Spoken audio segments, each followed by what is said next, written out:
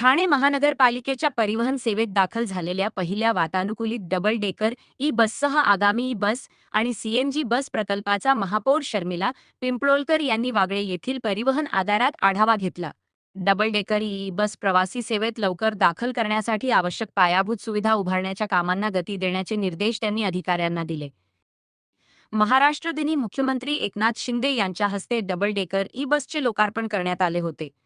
मात्र स्वतंत्र charging station उपलब्ध नसल्याने ही बस सध्या आनंदनगर आगारात ठेवण्यात आली आहे. या पार्श्वभूमीवर वागळे आगारातील जागेची पाहणी करून चार्जिंग स्टेशन उभारणीसाठी आवश्यक उपाययोजनांवर चर्चा करण्यात आली. चार्जिंग स्टेशन पूर्ण होईपर्यंत पर्यायी चार्जिंग व्यवस्थेचाही विचार केला जात आहे. बैठकीत ई बस, डबल डेकर ई बस आणि आगामी सीएनजी बस सेवांसाठी आवश्यक चार्जिंग स्टेशन, इंधन सुविधा व अन्य तांत्रिक बाबींचा सविस्तर आढावा घेण्यात आला. प्रशासनाने सांगितले की चार्जिंग स्टेशन उभारणीसाठी आवश्यक जागा, वीज पुरवठा आणि तांत्रिक नियोजन सुरू आहे. राज्य शासनाच्या निर्देशानुसार ठाणे परिवहन सेवेत डबल डेकर ई बससह 100 सीएनजी बसेसचा समावेश होणार आहे.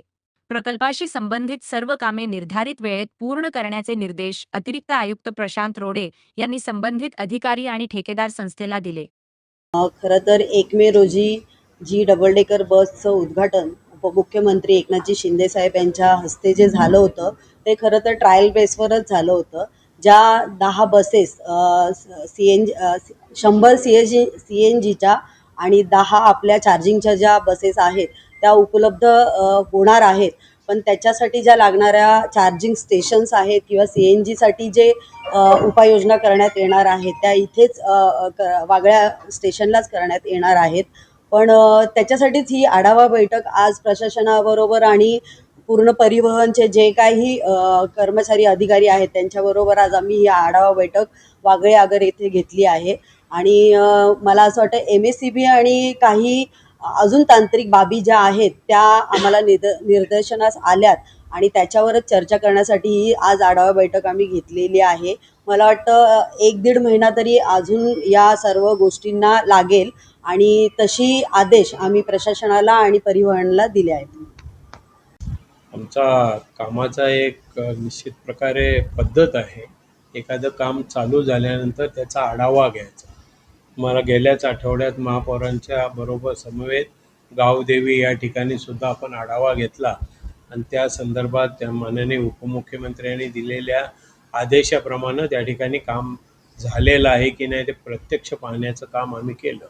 त्याच अनुषंगाने आजसुद्धा या ठिकाणी आम्ही सर्व पदाधिकारी, प्रशासनाचे प्रमुख रोडे साहेब आणि परिवहनचे सर्व अधिकारी यांच्या समवेत ज्या 1 मे रोजी 10 डबल डेकर बस आणि 100 CNGच्या बस अशा प्रकारे शहरामध्ये येत्या 6 महिन्यामध्ये येणार आहेत आणि त्या 6 महिन्यामध्ये ज्या बसेस येणार आहेत त्या संदर्भाची काय व्यूहरचना आहे, त्या संदर्भात प्रशासनाच्या वतीने कशा प्रकारे काम झालेलं आहे त्या संदर्भात चर्चा करण्यासाठी ही आजची आढावा बैठक या ठिकाणी बोलवण्यात आलेली होती.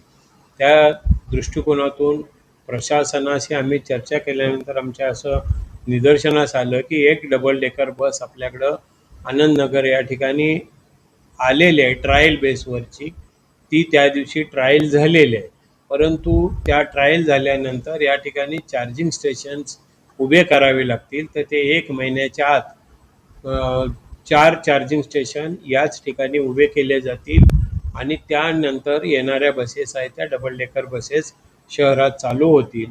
त्याचबरोबर 100 CNGच्या बसेसच्या संदर्भात सुद्धा याच ठिकाणी आपल्याला CNGचं स्टेशनसुद्धा उभारण्यात येईल आणि त्यासुद्धा बसेस चालू होतील असं प्रशासनाकडून माहिती मिळालेलं आहे. या संदर्भात काही त्रुटी असतील तर प्रशासनाचे प्रमुख म्हणून रोडे साहेब उद्या MSCBचे अधिकारी आणि ज्या बसेसचे ज्यांना ठेकेदार आहे, वास्तविक पाहता हे ठेका देत असताना सर्वस्वी जबाबदारी त्या ठिकाणी चार्जिंग स्टेशन उभारणं आणि बसेस उपलब्ध करून देणं, त्या वेळेवर बसेस सोडणं ही सर्वस्वी जबाबदारी ही ठेकेदाराची आहे आणि त्या अनुषंगाने त्यांनी काम करण्याच्या सूचना आम्ही आजच्या बैठकीमध्ये त्यांना दिलेल्या आहेत. त्या पद्धतीने येत्या 6 महिन्यामध्ये 110 बसेसच्या संदर्भाच्या जे काही निर्णय झालेला आहे त्याची अंमलबजावणी होईल.